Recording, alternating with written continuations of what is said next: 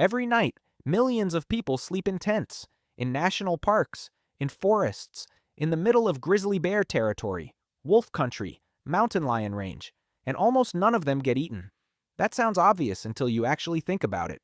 You're a 180-pound bag of meat, completely unconscious, lying on the ground, making noise, unable to run. You are, by every biological definition, the perfect prey animal. So why doesn't anything eat you? Let's start with what predators are actually doing at night. Most large predators, wolves, mountain lions, leopards, hyenas, are most active between dusk and dawn. That's when they hunt, that's when they move, that's when they're hungry and looking for something to kill. And they absolutely know you're there. A grizzly bear can smell you from 20 miles away. A wolf can hear your heartbeat from over a mile in the right conditions. A mountain lion could be sitting 30 feet from your tent right now and you would have zero idea. They're not missing you. They're choosing to leave you alone. The question is why? Predators aren't built to be brave. They're built to survive. And in the wild, those are two very different things. A wolf that takes unnecessary risks doesn't live long enough to pass on its genes. A lion that charges into something it doesn't understand doesn't eat tomorrow. Every large predator alive today is the descendant of animals that were cautious, and humans feel very wrong to them.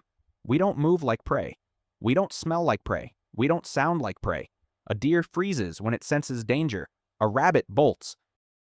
Every prey animal on the planet has a predictable response to a threat, and predators have learned to read those responses over millions of years of evolution. You don't have any of those responses. You sleep completely still for hours. You breathe at a slow, steady rhythm. You make no attempt to flee. You radiate heat.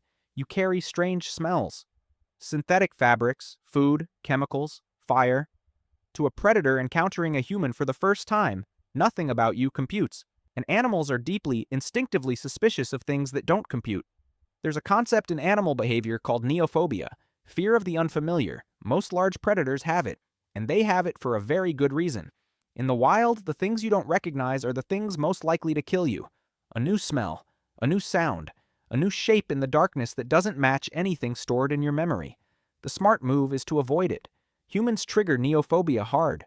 We carry fire, we carry metal, we carry synthetic materials that have never existed in nature. Even our sweat is chemically unusual compared to other mammals, full of compounds from the food we eat, the products we use, the environments we live in. To a wolf or a bear, a sleeping human in a tent doesn't register as food. It registers as a threat they haven't figured out yet. But here's what really locks it in. Humans have been killing large predators for a very long time. Hundreds of thousands of years. We've been hunting wolves, lions, bears, and big cats since before we had written language. We've driven multiple apex predators completely to extinction. The dire wolf, the cave lion, the American cheetah, gone, largely because of us. The predators that are still here learned, generation by generation, that humans are dangerous, not just physically, but unpredictably dangerous. A sleeping deer is still a deer. A sleeping human could have a spear in its hand. There's solid evidence of this in predator behavior across every continent. In areas where large predators have had consistent human contact for generations, they give humans a wide berth. In areas where animals have had no human contact at all, they're actually more curious and less afraid. The fear has to be learned, and most populations of large predators have had thousands of years to learn it. So what about the attacks that actually do happen? Because they do. People get attacked by mountain lions on trails. Campers get mauled by bears. Tourists get too close to wild animals and pay for it. Almost none of those attacks happen while the person is sleeping. When they do, it's almost always connected to one of three things. Food. A bear that has learned to associate campsites with food stops seeing humans as a threat and starts seeing them as a source. That's when things go wrong. It's not predatory behavior. It's opportunistic behavior that breaks down the normal fear response. A fed bear is genuinely a dangerous bear, not because it got brave, but because the equation changed. Desperation. A starving predator, injured and unable to hunt normally, is a predator that may override its instincts out of pure necessity. The famous man-eating lions of Tsavo, the ones that killed dozens of railway workers in Kenya in 1898, were both found to have severe dental damage that made hunting their normal prey nearly impossible. Surprise. A human who accidentally corners an animal, or stumbles across a mother with cubs, or reaches into a space where something is hiding, gets attacked not as prey, but as a threat. The animal isn't hunting, it's defending. Notice what's not on that list. A predator that calmly chose to attack a sleeping, non-threatening human for food. That almost never happens. And when researchers dig into the rare cases where it does, there's almost always a breakdown in the normal conditions.